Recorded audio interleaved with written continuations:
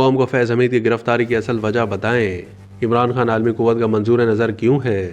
لیگی رہنما کی تہلکہ خیز پریس کانفرنس۔ پاکستان مسلم لیگ نون کے رہنما میاں جاوید لطیف نے کہا ہے کہ کیوں نہیں کہتے کہ بانی پی ٹی آئی کو چھڑوانے کے لیے دباؤ ہے۔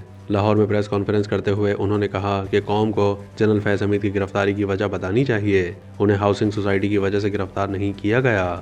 جاوید لطیف کا کہنا ہے کہ فیض حمید نے ادارے کے اندر بغاوت کی کوشش کی جو ناکام ہوئی۔ بغاوت کی ایسی سازش کسی اور ملک میں ہوتی تو اسے گولی سے اڑا دیا جاتا۔ انہوں نے کہا کہ دباؤ میں کچھ کیا گیا تو قوم کھڑی ہو کر دکھائے گی۔ بغاوت کرنے والے کو چھوڑنے اور سائیکل چور کو لٹکانے سے ریاستیں نہیں چلتی۔ کارکنوں کو سزا اور ماسٹر مائنڈ کا کیس لٹکا دینے سے بات نہیں بنے گی۔